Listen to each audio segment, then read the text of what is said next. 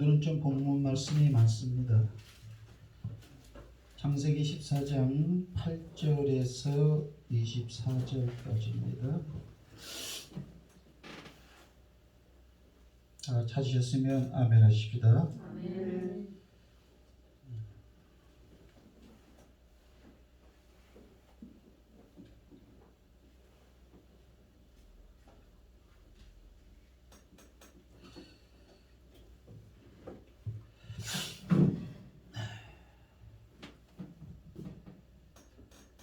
자, 9절부터 한번 끝까지 읽습니다. 한 목소리로 시작.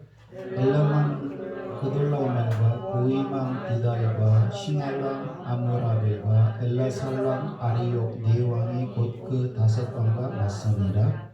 시팀 골짜기에는 역청 구덩이가 많은지라. 소돔왕과 고모라 왕이 가난할 때에 그들이 거기 빠지고 그 나머지는 산으로 도망하며 네 왕이 소돔과 고모라의 모든 재물과 양식을 빼앗아가고 소돔에 거주하는 아브라함의 조카 롯도 사로잡고 그 재물까지 노력하여 갔더라. 도망한 자가 와서 히브리 사람 아브라함에게 알리니 그때 아브라함이 아모리 족속 마므레의 상수리 숲을 근처에 거주하였더라.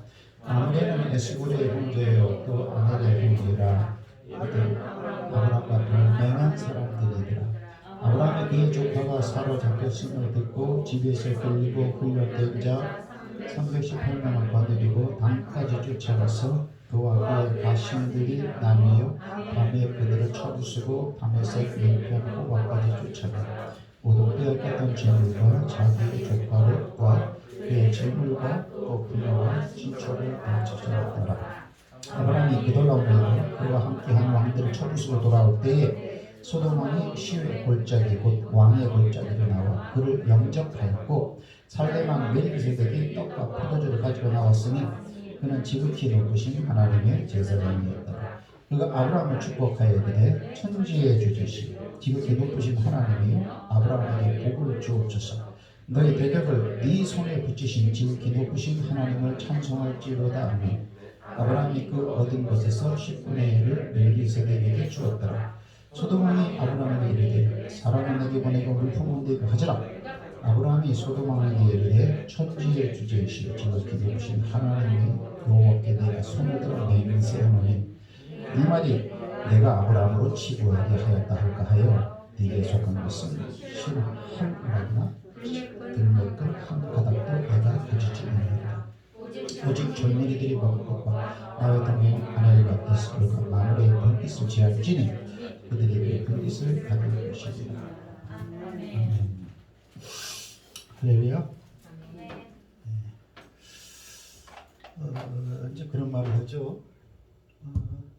비대면 예배를 드려야 됩니다. 그래야 코로나를 예방할 수 있습니다. 그래서 비대면 예배를 드립니다. 코로나 때문에 그렇죠. 저런 말을 내 가슴에 손을 올려놓고 여러분 가슴에도 마음에 손을 올려놓고 제가 질문하는 게 하나 있습니다. 코로나 예방이 중요합니까? 하나님과의 영광 돌리기 위해서 예배드리는 게 더 소중하고 중요합니까?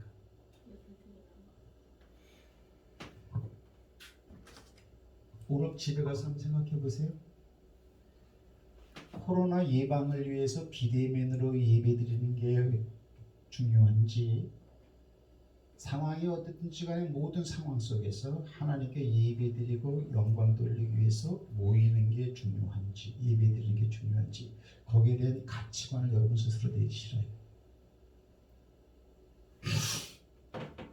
성경은 말하기를 그리고 그 성경을 기준으로 해서 우리에게 신앙의 모범의 답안을 제시하고 있는 웨스트민스터 신앙고백서에서도 사람의 제일 본분은 하나님을 영화롭게 하는 것이다. 하나님께 영광 돌리는 것입니다. 가치관이라는 것은 가치는 말 그대로 값어치를 말하는 거죠. 두 가지의 명제 중에서 여러분은 어디에 마음을 두고 있는가? 이것은 신앙의 기본적인 원천. 하나님은 유행도 없으시고 하나님은 상황에 따라서 유효적절하게 대처하시는 분이 아닙니다. 하나님은 뜻을 세우고 계획을 세운 진리 그 자체이시기 때문에 진리의 근본이 변하면 안 되는 것이죠. 하나님은 피조물에게서 영광 받기를 원하십니다. 그것이 제1의 목표입니다. 그 부분에 대한 것을 우리가 좀 잘 정확히 명제하셔야 이런 시대를 살아나가는데 하나님을 만나고 예배드리는데 좀 더 자유로울 수가 있습니다. 저는 조금 전까지만 해도 여기 예배드리러 오기 전에 10시 한 20분부터 뭐 시간은 대중은 없죠. 그죠? 그때부터 우리가 이제 찬양을 하잖아요. 그죠? 찬양 시간이 사실은 예배 시간보다 더 중요하고 소중하다고 저는 생각을 합니다. 이렇게. 또 반대로 또 찬양보다는 말씀이 더 중요합니다. 이렇게 말을 해도 맞고 저렇게 말을 해도 맞는 것이죠. 어차피 이것은 같이 가는 것이었습니다. 하나님의 예배관에 대해서 중요함을 제가 말씀을 드렸는데 그러면 하나님께 예배를 어떻게 드렸느냐? 찬양과 악기로서 선제된 가운데서 하나님께 예배를 드렸습니다. 이렇게. 그래서 그 예배 가운데서 찬양이라고 하는 분목은 굉장히 큰 것이죠. 분량은. 할 수 있다면 여러분들이 찬양의 시간에 같이 이렇게 참석하시면 더 좋을 것 같고요. 야, 예배는 뭐냐? 예배는 축제다. 제가 아침에 생각한 게. 축제라는 건 뭐냐? 한국 사람들은 축제의 개념이 잘 없죠. 그렇죠? 운동회 하면 생각이 날 것 같아요. 가을 운동회 한다 그러면 그 전날 저녁 때는 잠이 잘 안 오죠. 엄마가 와서 막 밤을 막 삶고 막 김밥을 말고 막 그러니까 무슨 뭐 이제 잠이 안 옵니다. 잠이 안 오는 가운데 잠을 자는 거죠. 이렇게. 그러면서 그걸 기억했던 것이 있죠. 소풍 간다. 그런 것도 요즘 아이들이 생각하는 그런 개념과는 틀린 것이었죠. 이렇게. 예배 드린다 내일. 저는 그런 마음이다. 기쁘고 즐겁고. 하지만 그렇게 운동회다 또는 소풍 간다 그러면 육신적으로 즐겁고 즐기고 놀고 재밌고 그런 쪽으로 기뻤지만 조금 있으면 예배 드린다. 그때는 영적으로 기뻐요. 기쁘고 장신날이다. 좋다. 하나님 아이고 감사합니다. 요즘처럼 이렇게 신앙이 이렇게 흔들린다면 흔들릴 수도 있는 이 시대 때 영광을 진정으로 돌리는 그런 사람들이 예전보다 적어진 것은 사실인데 주님의 이 시대에 지금 하나님께 영광 돌리는 진솔한 자들은 찾으시는 줄 믿습니다. 우리 예배를 받아주시고서 막 이렇게 생각하니까 흥분이 되더라고요. 흥분. 물론 여기 딱 오면은 이론적으로 이성적으로 딱 제가 이제 이렇게 오죠. 설교를 해야 되기 때문에. 하지만 여기 오기 전까지는 감성적이었습니다. 오 주님 감사합니다. 예배를 드리는군요. 왜요? 구약의 예배가 이런 분이었어요. 하나님께 예배드리기 위해서 많은 준비성과 준비를 한다는 것은 대상이 있다라는 거죠. 내가 준비를 하고 내 마음을 쏟고 내가 가지고 있는 물질을 드린다라고 하는 것은 분명한 대상의 실존에 존재하기 때문에 그러는 것입니다. 그래서 그런 예배관이라는 것은 오늘날 이런 시대 때 우리가 더욱더 확고하게 다져야 할 줄 믿습니다. 그래서 물어본 거예요. 여러분 코로나를 갖다가 예방하기 위해서 비대면으로 드리는 게 중요합니까? 그런 가운데서도 예배 드리는 것이 더 중요합니까? 이렇게 물어보는 거예요. 이렇게. 저는 후자입니다. 지난주의 내용은 간단한 거죠. 그렇죠?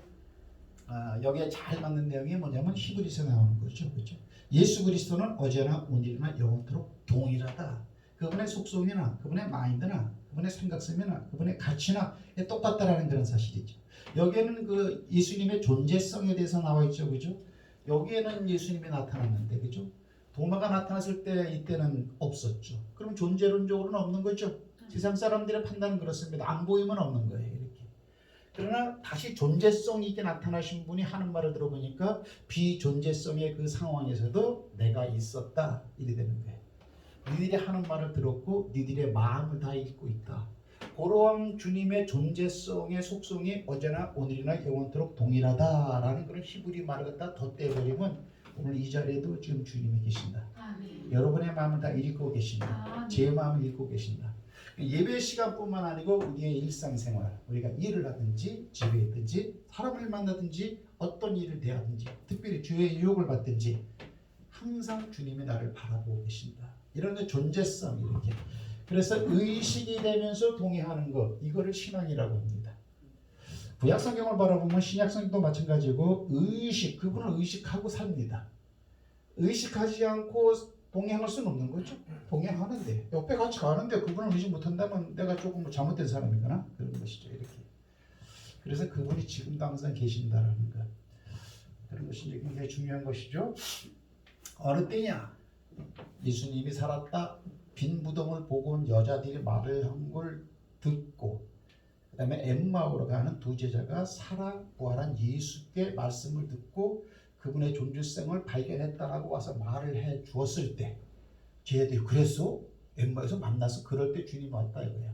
그러면 어떤 반응이 해야 돼요? 어유 주님이 살아난 게 맞군요. 이래야 되는데 안 그렇더라 이거야. 그렇더라는 거죠 이렇게요. 그래서 더디 믿는 자들아 어느 때냐? 그때 나타났다는 사실이에요. 그러니까 너는 나를 본고로 믿느냐 보지 않고 믿는 자가 복되다 이거야. 그럼 주님의 실상은 보지 않고 믿는 방법은 뭐냐? 믿어버리면 돼. 더디 믿지 않으면 돼. 하나님의 말씀을 그대로 믿어버리면 돼. 그러면 주님을 만난 거하고 똑같아. 이렇게. 그래서 말씀의 중요성을 제가 다시 한번 강조를 하고 있는 것이죠. 이제 오늘 말씀은 뭐냐면은 하나님의 것은 하나님께로, 가이사의 것은 가이사에게로. 그러니까 마태복음 22장 21절이죠. 거기에 나오는 얘기예요. 그러니까 세를 들이댑니까? 그러니까 가이사 것, 가이사는 카이저, 로마 황제를 카이저라고 그러죠. 그 번역본을 우리는 개혁성경은 이제 가이사라고 말을 하고 있죠. 로마 황제예요, 카이저. 카이저의 것은 카이저에게 줘라. 그럼 하나님의 것은 하나님께 드리라. 이 말은 무슨 말이냐? 우리가 가지고 있는 소유 가운데는 하나님의 것도 있다라는 거예요. 엄밀한 원천적으로 따지면 우리의 삶 공간에 보이는 가시적인 것, 비가시적인 모든 게 다 하나님이 만든 것이죠. 나 자신이 하나님의 것이니까 이렇게. 그러나 특별히 그 가운데에서도 우리 삶 가운데서 분류해서 해야 할 것이 내게 하나님의 것이 있다라는 것이라는 거죠. 세상 교육은 네 수중에 합법적으로 세상법이 인정하면 네 거다 이렇게 하는 것이지만은 성경은 말합니다. 네가 가지고 있는 것 가운데 하나님의 것이 많다 이게. 하나님의 것은 하나님께 드리는 것이 속 편하다 이렇게 말하고 있는 것이죠. 그 중에 하나가 이제 11조에 대한 그런 부분인데, 그래서 11조에 대한 개념을 주님은 말라기 3장에서 뭐라 그래요? 내 건데 네 거라고 생각하고 있구나. 그러면 그건 도적질인데 이런 표현이 나오는 거죠. 이제 감사하게도 저희 교인들은 이제 100%가 다 11조를 하세요. 아마 일인 교회도 드물 거야. 이렇게 11조를 하는 게 쉽지가 않습니다. 그래서 오늘 제목은 가이사의 것, 세상 것은 세상에게 돌려라. 내가 세상에 머물러 있으니까는 그걸 바꾸면 내 것은 내 것이죠 이렇게. 하지만 하나님의 것은 하나님께 드려라 이렇게 말을 했으니까 하나님의 것이 무엇인가? 성경에 말해보니까 특별히 다 하나님의 것이지만 11조를 하나님은 당신의 소유라고 분명히 언급을 하십니다. 그래서 오늘은 11조에 대한 그런 이야기를 좀 하면서 제목은 이제 하나님의 것을 내가 가지고 있구나 이게.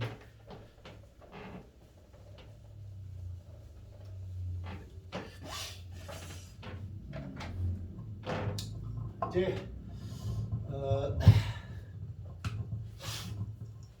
국민학교 6학년 때 졸업을 하는데 그래서 졸업장을 나눠주죠, 그죠? 졸업식장에서는 대표로 이제 한 명이 갔지만 선생님이 다 이름을 부르고 주죠, 개근상장도 주고 이렇게 해요. 근데 그거 다 나눠주고 나서 뭐냐면은 6년 동안 예금했던 돈을 또 다 나눠주더라고 이렇게요. 야, 그럼 나는 대성국민학교에 있다가 그 다음에 화천국민학교로 오고 집안살이가 별로 좋지 못해갖고 한 3학년, 4학년 때까지는 저축을 했던 것 같아. 학교에서 저금 통장을 이렇게 줬었잖아, 그죠? 이렇게. 그리고 몇십 원도 가져가고 몇백 원까지는 어려웠어요. 100원은 그때 어려운 거예요. 100원짜리 종이돌이 많은 게 있었어. 그거는 한 적이 없고 10원 정도 한 것 같아. 아니면 1원, 2원 그렇게 한 것 같아. 이렇게. 그것도 한 3, 4학년까지 했을 것 같아. 1, 2학년은 저축의 개념이 없으니까 이렇게. 그리고 5학년, 6학년 때는 내가 저축을 안 했어요. 이렇게. 어디서 하느냐? 은행이 아니고 학교로 가져왔어. 선생님한테 주면은 선생님이 그걸 은행에 가져와서 어떻게 했는지 아마 그렇게 하신 것 같아. 근데 그걸 딱 나눠주는데 내가 650원 정도를 받았어. 이렇게. 나는 이거는 내 개념에 없는 거야. 졸업식 할 때 650원이라는 저축이라는 개념 자체가 나한테는 없었어. 큰 횡재를 했던 것 같은 그런 느낌을 내가 받았어요. 650원 이렇게. 11조에 이거는 내가 생각할 때는 큰 보상을 받은 거죠 이렇게요. 근데 11조에는 하나님의 약속과 축복이 분명히 뒤따라온다고 이렇게 말을 하고 있습니다. 11조의 개념은 뭐냐? 요즘에 그 유튜브 알아보면 11조 헌금 그런 거 해야 되냐 말아야 되냐 하면서 이상한 교육 받은 사람들이 11조 할 필요가 없다가 구약 성경에 보면은 무슨 뭐 율법에 뭐 11조에 대한 것이 뭐고 하면서 하는데 따라합시다. 11조는 율법 이전에 생긴 거다. 율법 이전에 생긴 지금 아브라함이 밀기세덱에게 11조를 주고 있죠. 율법이라는 것은 여러분들 모세 때 생긴 겁니다. 여러분. 아브라함의 아들은 이삭이요, 이삭의 아들은 야곱이요, 야곱은 12아들이죠. 그렇죠? 그 중에서 여러분들 셋째 아들이 레위예요. 레위 지파를 통해서 모세가 태어났어요. 여러분들. 모세가 광야에서 시내산에서 십계명을 받았어요. 이거는 계명의 전촉을 받고 안 받고 그 문제가 아니에요. 하나님께서 이거는 하라고 하는 거예요. 이거는 이제 11조는 우리가 이제 해야 되는 것이죠. 그럼 11조를 왜 해야 되느냐? 첫째, 어떤 사람이 11조를 해야 되느냐? 왜? 돈이라는 가치는 지금도 크기 때문에, 왜? 내 생명과 내 행복을 담보 잡을 수도 있는 물질에 영향을 주기 때문에 그거 쉽지가 않습니다, 여러분들. 돈이라는 것은. 그러나 우리가 믿음이 좋든 남 좋든 그걸 떠나서 육신을 가지고 있는 동안에는 돈의 필요성과 애착을 가지고 살도록 하나님이 만들어 놨어요. 이렇게. 오늘 보면 뭐냐면 네 왕이 이렇게 쳐들어왔습니다. 몇 왕을? 5명의 왕을 갖다가 쳐부셨습니다. 이렇게. 5명의 왕 가운데는 여기는 소돔 왕도 있었고 고모라 왕도 있었죠. 이렇게. 그런데 소돔 성에는 아브라함의 조카 롯이 이렇게 있었어요, 여러분들. 조카입니다, 이렇게. 근데 네 왕의 5나라의 이 지역을 파괴하고 이들의 물질과 사람들을 다 포로로 끌고 가는 거예요, 이렇게요. 그 소식을 갖다가 마므레 상수리 나무에 살고 있던 어때요? 아브라함이 듣죠, 그 소식을. 여기 다 망했고 조카 롯도 붙잡혀 간다. 그래서 318명을 딱 데리고 가고서는 이 네 왕이 연합을 했으니까 이 네 왕들은 지금으로 말하면 이란, 이라크 지역입니다. 그 지역 사람들은 이 기골이 장대한 사람들이죠. 전투에 능한 사람들입니다. 이 사람들이 전쟁에서 이기고 이렇게 전리품을 가지고 가다가 쉬고 있는 틈을 타갖고 318명, 대단한 거죠. 결론적으로는 하나님이 도와주신 거예요. 따라합시다. 하나님이 하시면 다 됩니다. 쳐부셨어요, 이렇게. 그러니까 사람도 데려오고 뺏어갔던 물질도 딱 가지고 오는 거죠, 이렇게. 딱 돌아오는데 두 왕이 나타났다 그랬어요.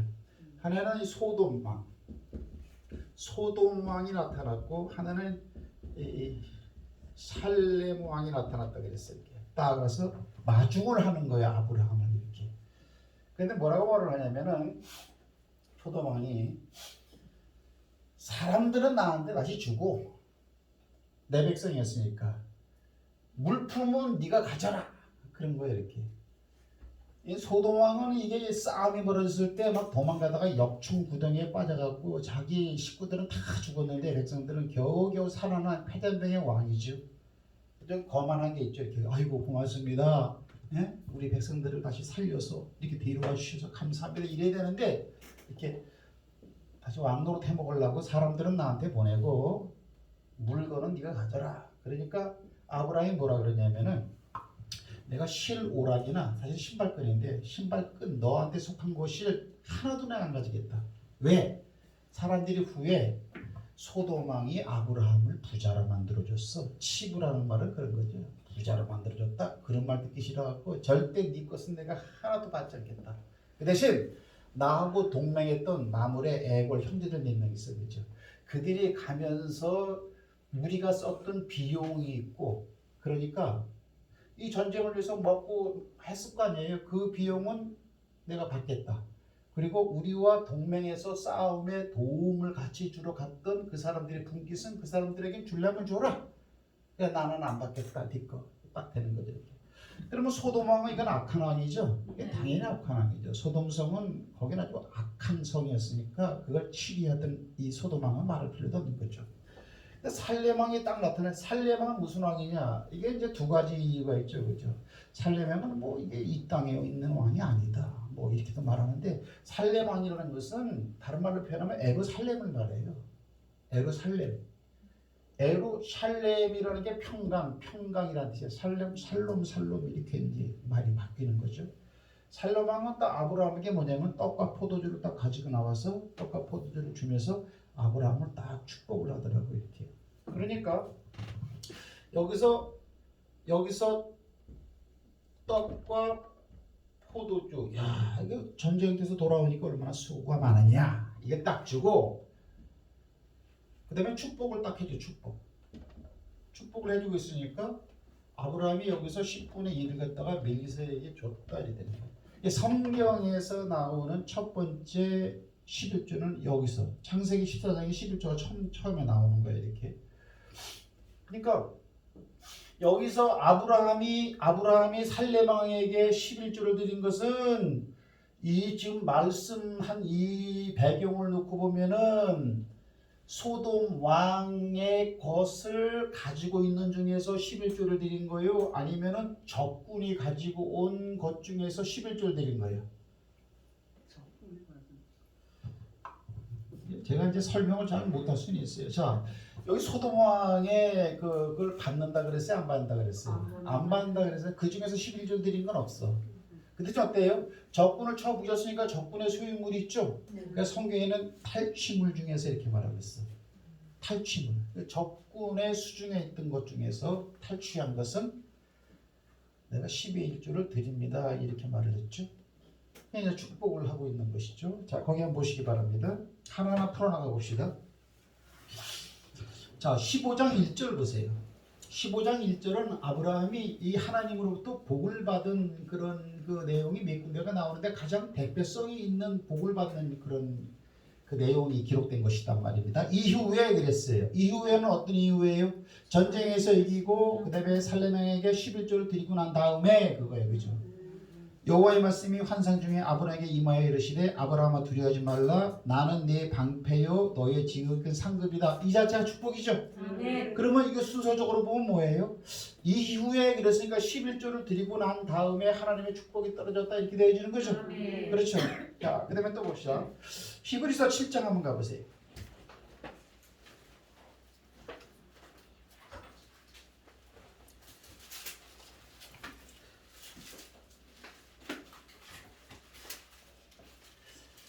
히브리서 7장에 보면 자 6절 말씀 다 같이 한번 있습니다. 7장 6절 시작. 레위 족보에 들지 아니한 멜기세덱은 아브라함에게서 10분의 1을 취하고 약속받은 그를 위하여 복을 빌었나니 할렐루야.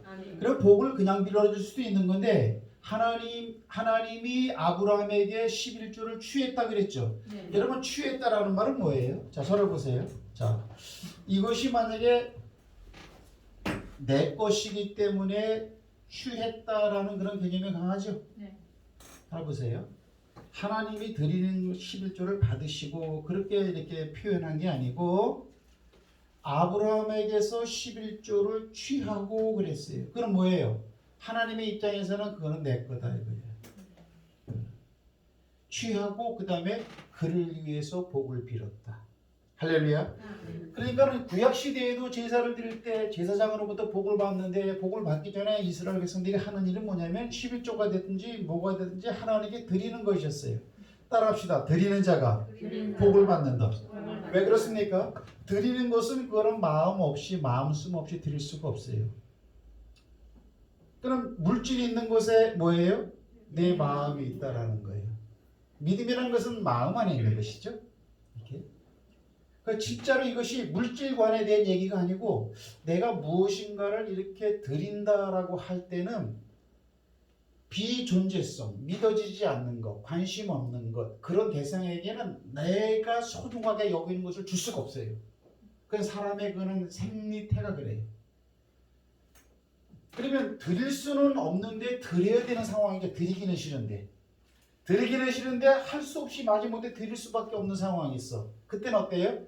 드리는 것이 적든지 드리는 것이 왜곡됐든지 드리는 것이 또는 어떤 그 습관적이든지 이렇게 변하게 돼 있어요.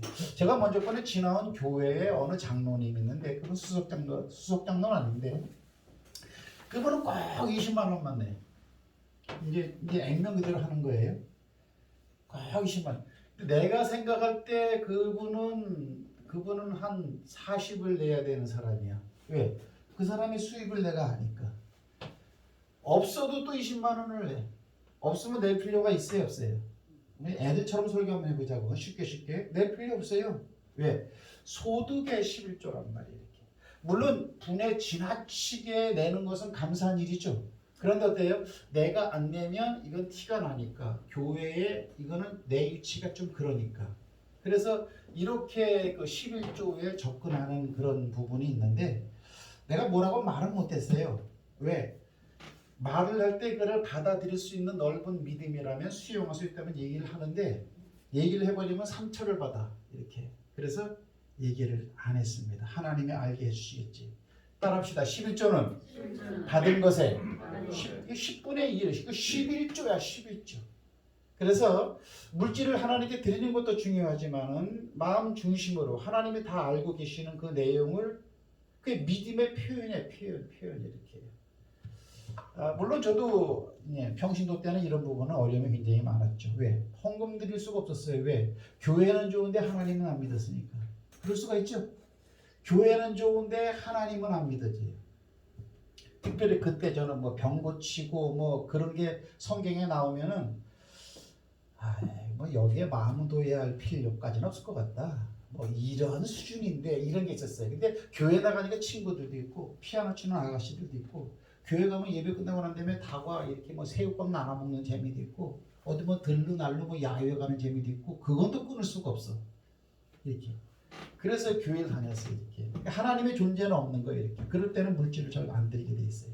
물질 드림이 분명히 미약하게 돼 있어요. 절대로 흉내 못 냅니다. 그는 절대로 흉내를 못 내요. 물질이라는 것은. 왜? 성경이 이렇게 말하기 때문에 그래요. 그래서 이 물질관이라는 것은 아주 굉장히 이제 중요한 것이죠. 이렇게. 하나님이 믿어진다 그러면 감사한 일이죠. 저는 지금까지 예수를 믿고 난 다음에 저 사람 만나고 난 다음에 내가 물론 청각 때도 저 사람 만나기 전에도 11조를 드렸지만 그때는 온전한 11조가 못 됐던 것 같아요. 왜? 어머니한테도 용돈을 드려야지. 나도 결혼하려면 아파트도 지금 뭐 이렇게 회사에서 지금 사원 아파트를 그냥 거의 뭐 무상으로 제공하는 식으로 했지만 거기도 그래도 어느 정도 그래도 이렇게 형식적인 그것도 필요하지.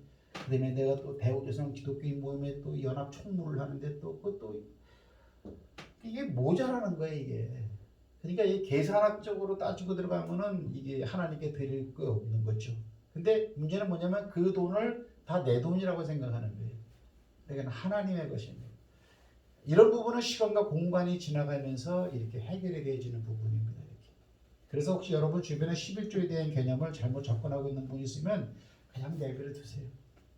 때가 되면 하나님이 이렇게 알게 해주십니다. 때가 되면 이렇게. 자, 그래서 중요한 건 뭐냐 한 가지 구합시다. 하나님은 물질을 받고 축복해 주셨다. 다시 읽습니다. 레위 족보에 들지 아니한 멜기세덱은 아브라함에게서 10분의 1을 취하고 취하니까는 그냥 거의 이렇게 뺏어 오다시피 한 그런 부분이에요. 취했다. 취한 거예요. 아브라함이 드리기 이전에 아브라함이 드린 형식으로 되어져 있지만은 그 내면에는 하나님이 당연히 내 것이다라는 개념의 어떤 물질이었다라는 거예요. 취하고 선제된 거예요. 그게. 그다음에 약속받은 그를 위해 복을 빌었나니. 할렐루야. 아멘. 여러분 하나님의 약속이 있는 것이 물질관입니다. 하나님께 즐거이 드림으로 감사가 일어나기를 바랍니다. 하나님 내가 뭔데 내가 드리는 것을 받으십니까? 이게 기가 막힌 일입니다. 여러분 하나님이 받으신데 그 부분에 대한 믿음이 분명하다면 드리는데 감사함이 있는 것이죠. 나 같은 사람의 것을 받으시다니 기가 막힙니다. 진짜 하나님 일이 되는 것이죠. 이렇게. 그래서 또 한 가지 얘기하면 천국에 가 보니까는 여러분 신성종 뭐 이게 이름을 받게 될 것 같아요. 신성종 목사님이라고 있어요. 그분은 우리 대한예수교 장로회 총회에서 학자이면서 그죠? 그다음에 또 뭐 총실 이사장도 하셨나? 하여튼 뭐 훌륭하신 분이에요. 지명도가 굉장히 높으신 분이에요. 그분에 대한 이미지는 뭐냐면 이분은 은사 뜨겁게 기적 뭐 부흥의 뭐 통성기도 그러한 이미지보다는 성경을 연구하는 분, 외국에 유학 갔다 온 분, 그 다음에 신학 대학원에서 강사하는 교수님 이런 식으로 이미지화되어 있는 목사님이세요. 이미지가 다 있죠. 목사님마다. 그분은 학자 목사님이에요. 실제 학자이셨고. 근데 이분이 어때요? 천국을 갔다 온 거예요. 천국을 갔다 오니까 그분이 천국 갔다 온 얘기를 하는 거예요. 그것도 목사님들이 많이 모아놓은 가운데서. 저는 이분이 거기서 거짓말을 하고 있다라고 생각하지 않습니다. 왜? 이분의 캐릭터를 볼 때. 있는 그대로 이렇게. 근데 이분이 천국 갔다 온 평소에는 그분의 스타일에 맞지 않는 그런 얘기를 하는데 학자풍이 아니잖아요. 그래서 천국에 갔다네 뭐 이렇게 하면 좀 이상하잖아. 이렇게. 근데 그분이 그 얘기를 하는 거예요. 천국에 갔더니 집이 없는 사람도 있고 집이 있는 사람들도 있더라. 이렇게 말하더라는 거예요. 이렇게. 집이 큰 사람도 있고 집이 작은 사람도 있더라. 이렇게 말을 하는 것이죠. 그러나 집이 있든지 없든지 그것은 굉장히 좋은 것은 분명한 사실인데 그러면 자기 짓는 집에 대한 재료가 올라오더라. 그 양반은 그렇게 표현을 했어요. 이렇게. 뭐냐면 석가래가 올라오고 그분이 비유로 말을 한 건지 아니면 봐서 말한 건지 잘 모르겠어요. 저는 오래돼갖고. 근데 땅으로부터 막 올라오더라는 거예요. 첫째는 뭐예요? 첫째는 말씀을 많이 봤을 때 건축자재가 올라오더라는 거예요.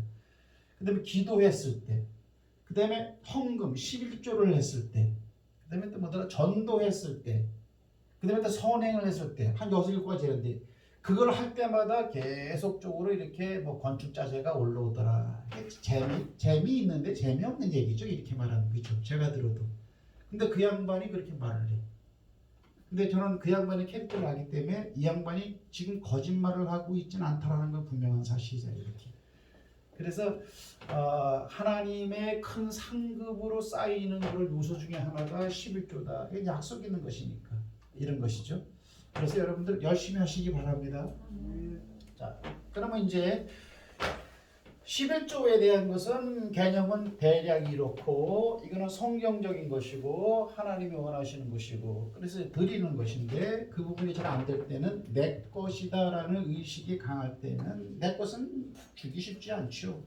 그러나 하나님의 것, 하나님의 소유로 있어야 할 것이 지금 나한테 와 있다 그럼 빨리 빨리 드려야죠. 이렇게.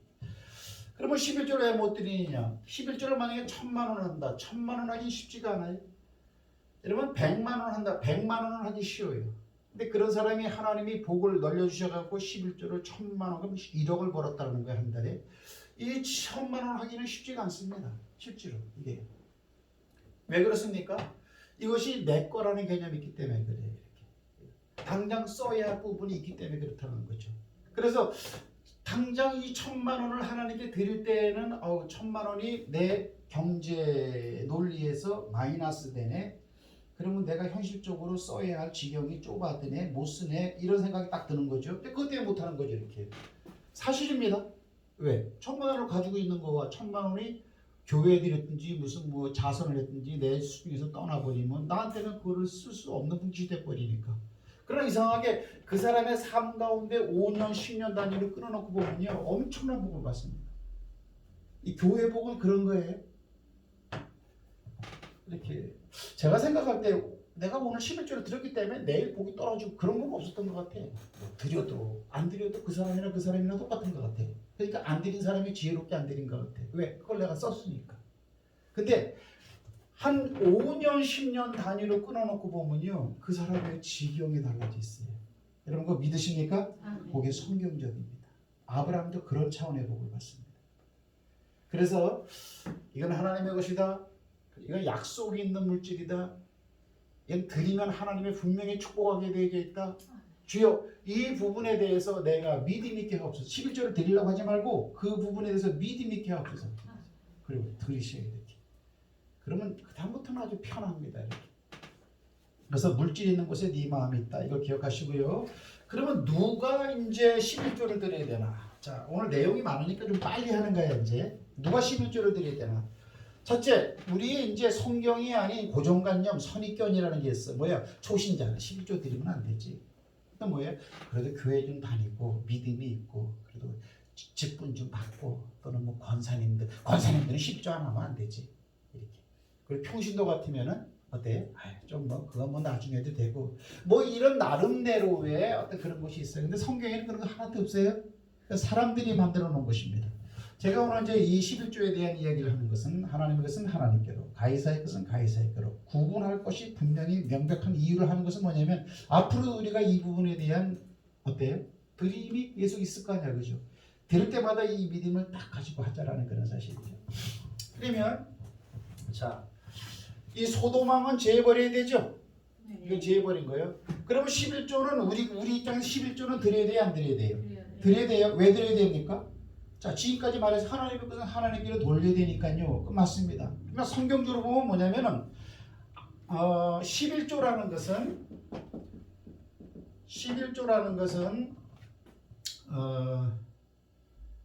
소득의, 그죠?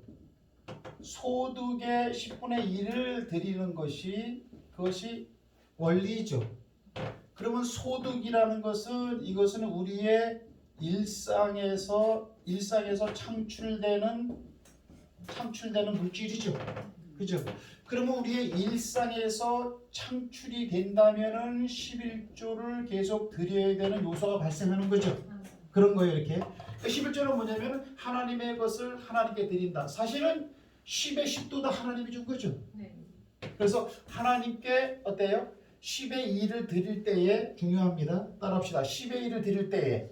그럼 하나님의 것을 갖다 요거는 거룩하게 되는 거죠. 하나님은 거룩한 걸 받아요. 자, 잘 들으세요. 자, 성막을 만들었습니다. 그래서 이제 제사장이 일을 해요. 그럼 어때요? 제사장에 기름을 붓습니다. 기름이라는 것은 이제 신약 시대에 와서는 그 성령 받는 거다 그렇게 이해하면 되죠, 그죠? 성령을 기름 붓도 타였음이 그랬단 말이에요. 그러면 하나님께 제사 직분을 감당하는 제사장만 기름 부음을 받느냐? 아니에요. 여기도 기름을 바르고 강대상도 기름을 바르고 꽃병도 기름을 바르고 카메라도 기름을 바르고 여러분이 앉아있는 의자에도 기름을 바르고 성막 천에도 천장에 이 기름을 다 발라 어디 출애굽기에 이렇게 나와 있어요. 그럼 어때요? 하나님이 거하시는 모든 공간은 다 거룩하다 이렇게 되는 거죠. 이런 게. 그러니까 하나님은 속된 것을 갖지를 않아요. 자, 속된 것은 우리가 가지고 있는 게 속된 것인데 이 속된 것을 하나님께 드리지만은 영적으로는 어때? 그때 이미 구별이 됐다라는 거예요. 거룩하게. 아멘이십니까? 그래서 10가지의 소득물 중에서 하나를 띄어서 아버지께 드릴 때에 요거는 거룩하게 되는 거예요. 하나님이 받으시는 거니까. 그러면 9가 남죠? 그러면 9는 이건 속된 거예요?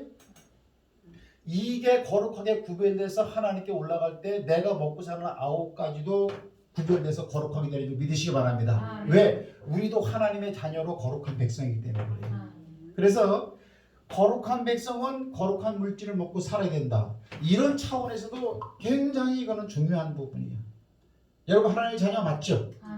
거룩한 사람이야. 이렇게 거룩하게 하는 자와 거룩하게 하심을 입은 자들이 다 하나에 사는지라. 그러므로 거룩하신 예수님이나 우리나 다 한 형제다. 이렇게 말하고 있단 말이에요.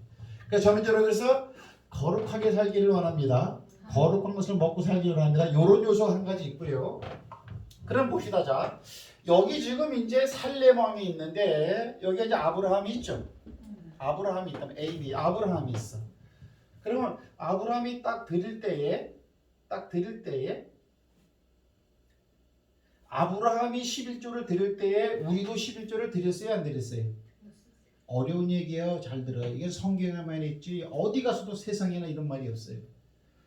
아브라함이 11조를 살렘 왕에게 드릴 때 우리도 같이 그때 드렸어요, 안 드렸어요? 드렸다고 말하고 있어요.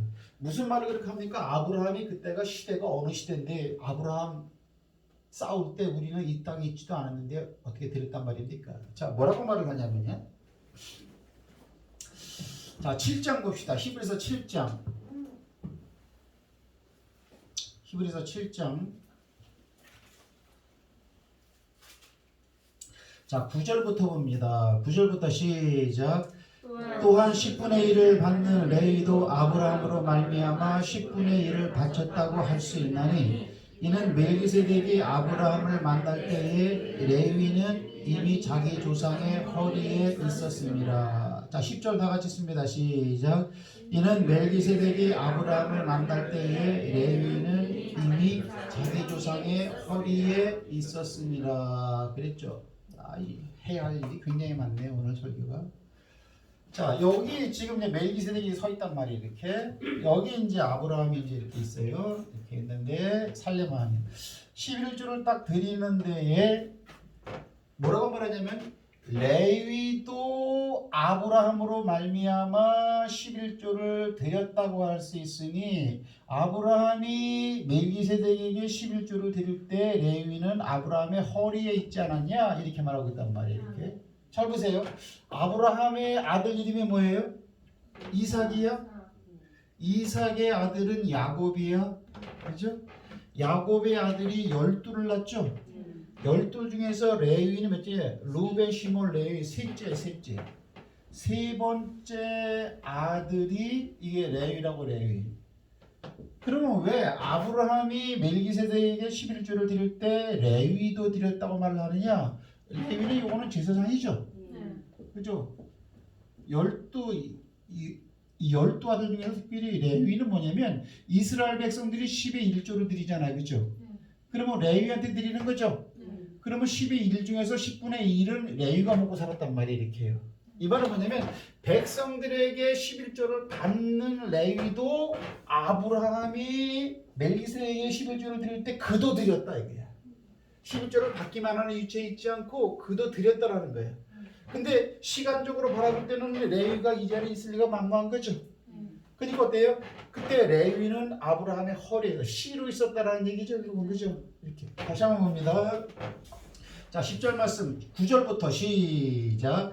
또한 10분의 1을 받는 레위도 아브라함으로 말미암아 10분의 1을 바쳤다고 할 수 있나니 이는 멜기세덱이 아브라함을 만날 때에 레위는 이미 자기 조상의 허리에 있었다 되는 거예요. 그래서 아브라함이 드렸기 때문에 레위도 드렸을 것 같으면 이 후손들도 다 드렸다라는 거죠. 자, 따라합시다. 후손들도 11조를 아브라함에게 드렸다. 이게 되는 거예요. 그럼 누가 아브라함의 자손이에요? 갈라디아에서는 예수 그리스도를 믿는 자들이 아브라함의 자손이라고 말을 하고 있어요. 따라합시다. 믿음으로 말미암은 자들이 아브라함의 자손이다. 그러니까 육적으로는 지금 혈통적으로 지금 이러한 이스라엘의 계보가 형성되어 있지만은 영적으로는 뭐예요? 예수 그리스도를 믿는 자들이 믿음의 조상 그랬잖아. 율법의 조상이 아니고 우리의 믿는 자들이잖아. 우리가 현재 믿음의 조상이라고 말하겠다. 그럼 우리도 여기 있는 거죠. 그럼 11조를 이미 이때 드렸단 말이에요. 우리도 그렇죠. 그럼 11조로 한 번 드리고 마는 거예요. 일상생활에서 창출되는 거를 드리는 거예요. 11조라는 것은 한 번으로 끝나는 것이 아니고 진행되어져 가는 시간과 날과 날 가운데 창출되어지는 소득물 가운데 10의 1조를 드리는 것이기 때문에 10의 1조는 지금도 계속 존속되어야 되는 거죠. 그렇죠? 자, 기억하실 거예요. 이렇게.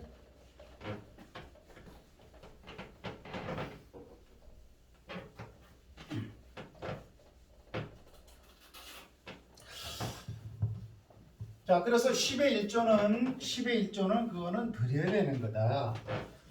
그러면 누가 그러면 10의 1조를 드리는 거냐? 누가?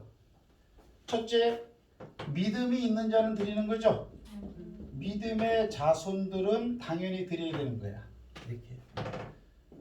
또 아브라함이 축복을 받을 때 11조를 드릴 때에 살레망에게 뭘 받았느냐? 떡과 포도주를 받았다 그랬죠. 떡과 포도주를 받았어요. 자, 이제 본론입니다. 멜기세덱이 아브라함에게 떡과 포도주를 딱 주었어. 그러니까 그거를 받고 나서 11조를 드렸어. 이렇게. 그러면 이 멜기세덱이라는 신분이 누굽니까? 자, 거기 7장 봅니다. 히브리서 7장 1절부터 이거 읽으면 다 하는 거예요. 시작. 이 멜기세덱은 살레만이요 지극히 높으신 하나님의 제사장이라 여러 왕 거쳐서 죽이고 돌아오는 아브라함을 만나 복을 빈 자라. 아브라함이 모든 것의 10분의 1을 그에게 나누어 주니라. 그 이름을 해석하면 먼저는 의의 왕이요 그 다음은 살림 왕이니 곧 평강의 왕이요 아버지도 없고 어머니도 없고 족보도 없고 시작한 날도 없고 생명의 끝도 없어 하나님의 아들과 닮아서 항상 제사장으로 있느니라. 이 사람이 얼마나 높은가를 생각하여 보라. 조상 아브라함도 노략물 중 10분의 1을 그에게 주었느니라. 자, 우리가 이제 창세기 14장에서 되어진 일을 갖다가 히브리서 저자가 그대로 표현하고 있는 거죠. 뭐냐면 이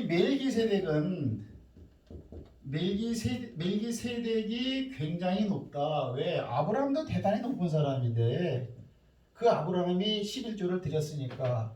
근데 멜기세덱이라는 이 이름을 갖다가 번역을 했다. 번역을 하니까 첫째는 뭐예요? 의의 왕이래. 둘째는 평강의 왕이래. 그렇죠? 평강의 왕이래. 이렇게. 두 가지로.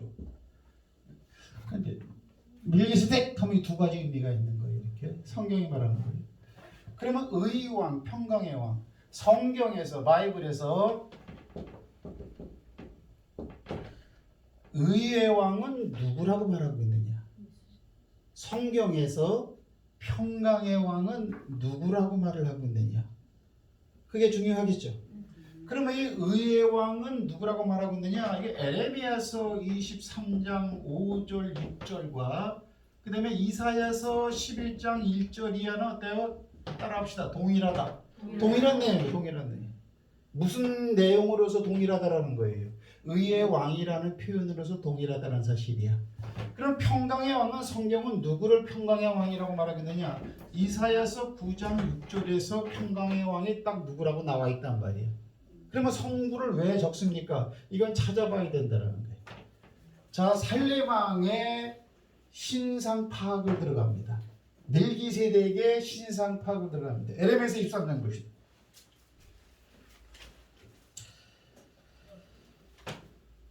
구약 성경이 있죠. 에레미야서 어딥니까? 이사야 다음에 에레미야서죠. 그죠? 이 신호한 거예요. 이 에레미야 이 어느 때의 말씀입니까? 여러분은 지금 이게 고소를 뒤적이는 거예요. 지금. 에레미야 23장 5절 6절을 다 같이 한번 봅니다. 찾았습니까? 1086페이지죠? 다 같이 시작.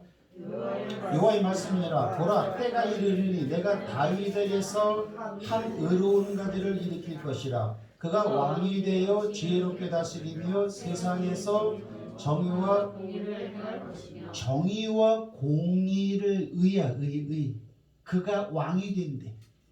근데 그 정의와 공의의 왕은 어디서 나오느냐? 다윗의 한 의로운 가지에서 나온다.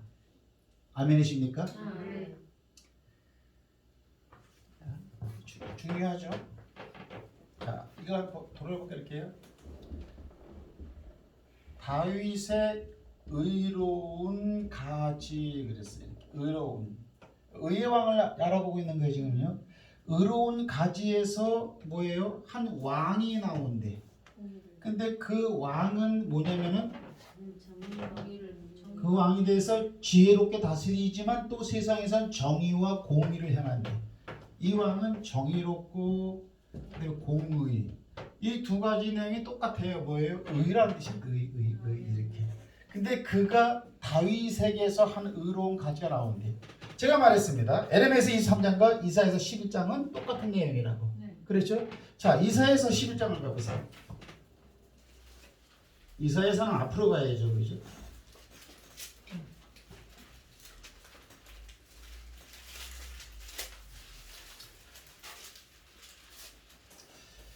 (9장) 1절부터 아니죠. 11장 자 1절부터 다 같이 씁니다. 여기는 가지가 아니고 줄기로 나와 있죠. 예. 자 시작. 이새의 줄기에서 한 싹이 나며 그 뿌리에서 한 가지가 나와요. 가지. 그 가지가 의로운 가지죠. 예. 에레미야서 3장에 보면 의로운 가지란 말이야.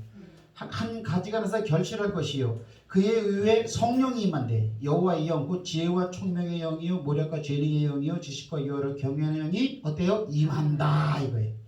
그가 여호와를 경외함으로 그 왕의 즐거움은 뭐냐? 하나님을 경외하는 게 최고의 즐거움으로 사는 왕이야. 그는 여호와를 경외함이 최고의 즐거움을 누리는 왕이고, 그는 눈에 보이는 대로 심판하지 않고 그의 귀에 들리는 대로 절대 판단하지 않아요. 4번 공의가 뭐예요? 아까 에레미야 23장에 공의 나왔죠? 단어가 똑같은 거예요. 공의와 또 뭡니까? 공의로 가난한 자를 심판하여 정직이란 것도 같은 거예요. 정의. 정직으로 세상의 겸손한 자를 판단할 것이며 할렐루야. 5절에 공의로 그의 허리띠를 삼고 성실로 그의 몸. 이거는 왕의 표시야. 허리띠와 어깨는 왕의 표식이 있는 것이거든요. 근데 거기에는 뭐냐면 공의의 의의 왕 그랬단 말이에요. 이거는 이새의 줄기에서 어때요? 왕이 오는데 똑같다. 정의, 공의를 행하는 왕이다 이거죠. 그러면 우리가 이사야서 23장과 이사야 11장은 이건 예수 그리스도에 대한 예언이죠. 아멘. 이건 예수 그리스도, 예수. 자, 여기서 이제 본문의 주제하고 좀 틀린 얘기인데, 이 이새는 누구냐면은 다윗의 아버지가 뭐예요? 이새죠. 이새의 아버지가 뭐예요? 그다음에 위에가 오벳이죠. 오벳. 이렇게. 그러니까 이 이새의 줄기에서 한 왕이 나온다. 근데 다윗에게서 왕이 나온다. 같은 얘기야 이게. 그 이제 예수님에 대한 이제 그 예언이 되어지는 거죠. 그러면은 성경에서 말하는 의의 왕과 성경에서 말하는 평강의 왕은 누구로 되어져 있느냐? 이거는 예수 그리스도로 되어져 있다 이거예요. 그럼 평강의 왕은 누구예요, 여러분? 이사야서 9장 6절이래. 자, 이사야서 9장 6절.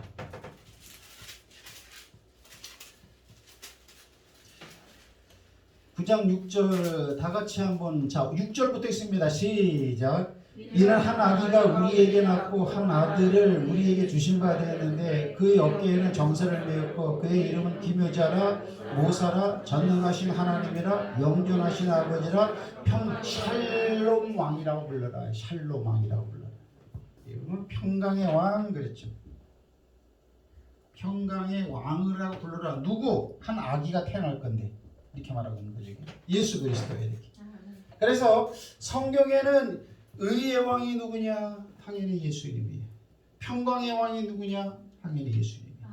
할렐루야. 12시인데 한 10분만 더 하고 마치겠습니다. 자, 마무리해야 되니까요. 그러면 멜기세덱이라는 이름을 갖다가 번역하니까 첫째는 의의 왕이요, 둘째는 평강의 왕이다고 나와 있어. 요거로는 몰라. 근데 성경에서 의의 왕과 평강의 왕을 쭉 살펴보았더니 예수님으로 나오더라는 거예요. 그러면 어때요? 예수 그리스도는 누구라고요? 멜기세덱이다 이렇게 되어지는 거죠. 아멘. 아멘이십니까? 아멘. 그러니까 성경적으로는 아무 이상이 없는 거예요. 이렇게 예수님은 멜기세덱. 또 창세기 14장에서 이미 아브라함은 예수님을 만났어요, 안 만났어요? 만났어요. 근데 예수님이 그런 말을 해야 안 해? 아브라함은 나를 만났을 때 그렇게 하지 아니했느니. 아멘. 요한복음 8장 이렇게 말하고 있다. 그죠? 아니 네가 나이가 50도 안 됐는데 아브라함을 만났느냐? 유대인들은 그렇게 말한다고요. 그러니까는 어때요? 아브라함이 있기 전부터 내가 있었습니다. 아멘. 이렇게 말하고 있어요. 그게 어디에서 그렇게 말하죠? 요한복음 8장인가에서 이렇게 말을 하고 있어요. 나중에 찾아보세요. 이렇게. 그럼 예수님이 뭐냐? 이때 즉 창세기 14장을 배경으로 몇천 년이 지난 다음에 유대인들에게 말을 하는 거예요. 이 하나님의 넓은 계획과 섭리와 속성과 인지하심을 사람의 지혜와 계획으로는 알 수는 없는 거죠. 이렇게 그렇죠. 이렇게. 그래서 어때요? 아브라함은 나한테 그렇게 안 했는데 너희들은 나를 죽이려고 하는구나. 왜? 안식일 날 병든 자 고쳤다고 그러면 돼? 이러는 거예요. 그래갖고 50도 못된 청년이 아브라함을 만났다고 이해가 안 되는 거죠. 안 되는 거죠. 안 되는 거예요. 근데 이해가 안 된다 그래서 안 믿으면 안 돼. 사람의 생애와 사람의 지혜와 이 사람이 하나님 허락하신 IQ 한 120 뭐 많아봐야 그 한도 내에서 이해가 안 된다고 안 믿으면 안 된단 말이에요.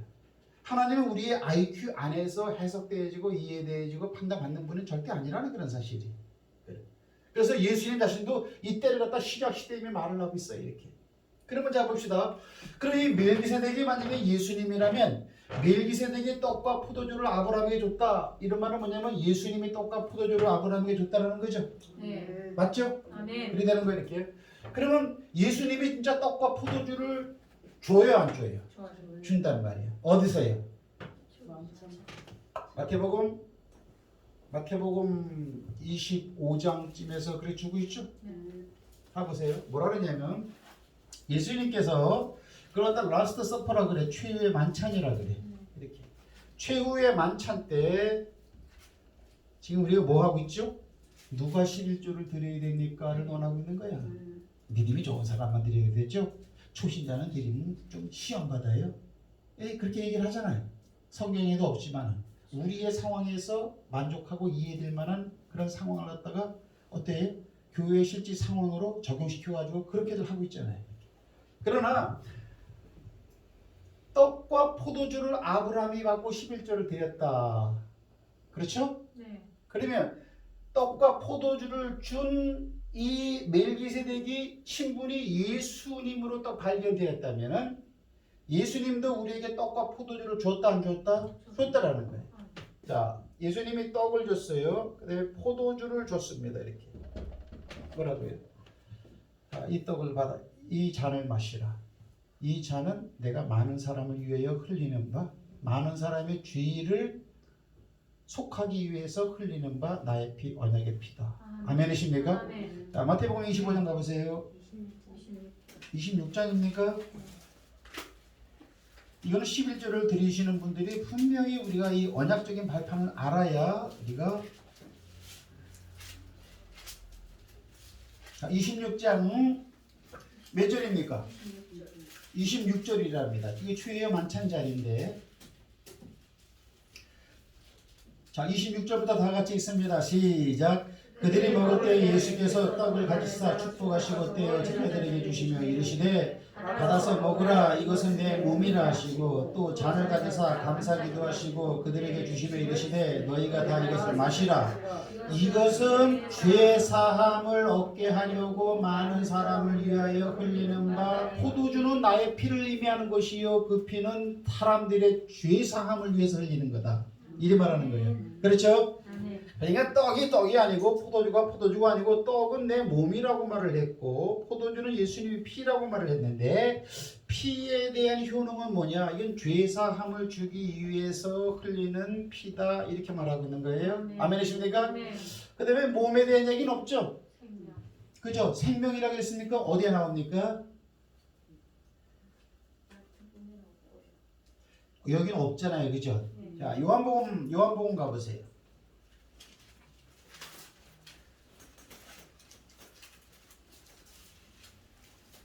요한복음 6장 가봅니다.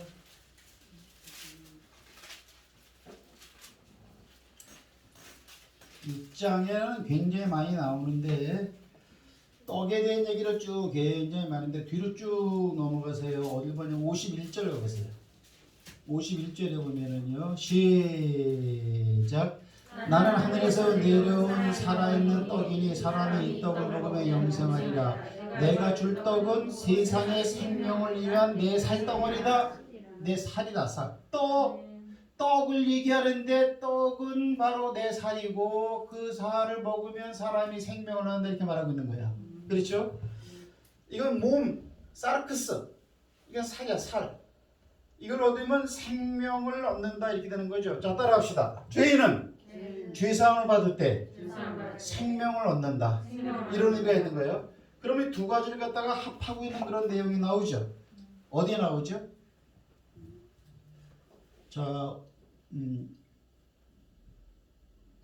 56절. 영생이란 말 여기 나와보세요. 56절. 자, 55절 한번 다 같이 읽습니다. 54절부터 시작. 내 살을 먹고 내 피를 마시는 자는 영생을 가졌고 마지막 날에 내가 그를 다시 살리리니 내 살은 참된 양식이요 내 피는 참된 음료로다, 이렇게 말하고 있어요. 그렇죠? 그리고 아까 51절을 다시 보면은 어때요? 중간에 51절에 내가 줄 떡은 곧 세상의 생명을 위한 내 살이라 그랬고, 그죠? 그 위에는 사람이 이 떡을 먹으면 뭐예요? 영생이란 말 찾았네. 이제 영생. 자, 보세요. 자, 이제 말씀을 마칩니다. 아브라함이 11조를 딱 드리는데 예수님에게 뭘 받느냐? 떡과 포도주를 받고 나서 11조를 드리더라고요. 근데 그 떡과 포도주를 준 의미는 뭐냐면, 상황적으로는 전쟁에서 뭐 피곤하게 싸우고 돌아오는 사람한테 무슨 뭐 휴식 개념으로 뭐 주었을지는 모르지만, 영적인 의미를 보니까 죄를 사하고 생명을 얻어서 영생을 얻은 사람이 어때요? 11조를 드렸다라는 거죠. 그리고 오늘날 교회에 오면은, 교회에 와서 예수를 믿는다는 건 뭐예요? 이걸 믿는 거죠. 아멘. 예수님이 당신의 죄를 가져갔습니다. 아멘. 예수를 믿으면 구원을 받습니다. 아멘. 할렐루야. 아멘. 그것이 믿어지고 그것이 시인되는 사람들은 뭐예요? 감사함으로 하나님께 11조를 드릴 수 있는 위치에 머물러 있다. 할렐루야. 우리가 성경은 성경이고 우리 생각은 우리 생각이니까 거기에 대한 구분을 분명히 우리는 할 줄 알아야 된다는 그런 사실이죠. 그러니까 우리가 이 사실을 깨달으면 우리가 11조를 드리는 게 감사해요? 아니면 힘들어요? 되게 감사한 일이죠. 그러니까 11조를 드리는 것이 증거하는 표가 뭐냐? 내 죄는 사함받았고 내 안에는 생명이 있고 그 생명은 영생하는 생명이다라는 것이 어때요? 그 신앙적으로 고백이 되어지고 그것이 고백되어지고 감사해서 반동적으로 드리는 것이 물질이라고 그랬으니까 11조에 대한 개념을 내가 아까 말하기를 11조 하면 양이 좀 크단 말이야. 일상적인 헌금보다는. 그래서 내 건데 많은데 이걸 드려야 되나? 근데 사실은 주고받은 관계에서 누가 더 많이 받았어요? 말도 표현할 수 없이 많은 걸 받았지요. 그리고 11조 뒤따르는 것은 뭐냐면 그렇게 하는 자 안에 내가 거하겠다고 여기서 요한복음에서 말하고 있죠. 이거는 뭐 말로 표현할 수 없는 거예요. 자, 결론입니다. 누가 11조를 드리느냐? 주 예수 그리스도가 나를 위해서 피 흘려 주고 내가 죄 사함 받아서 사망의 권세에서 생명의 권세로 자리를 옮겼고 그 다음에 어때요? 그냥 이런 데로 생존하는 것이 아니고 내 안에 생명이 있는 것이 분명히 딱 와 닿고 그걸 거저 받았다라고 믿어지는 사람은 어때요? 감사함으로 하나님께 드릴 수 있는 것이다. 그 사실을 꼭 믿으시기를 주의 이름으로 축복합니다. 자, 옆 사람하고 인사 한번 합시다. 감사하며 삽시다. 우리는 참 감사하며 살아야 돼요. 더 넓은 광야의 개념에서는 11조를 드리지 않아도 구원받는 데는 이상은 없겠죠? 믿는 자는 구원을 받으니까. 그러나 분명히 약속이 있는 것을 마음에 새기시기 바랍니다.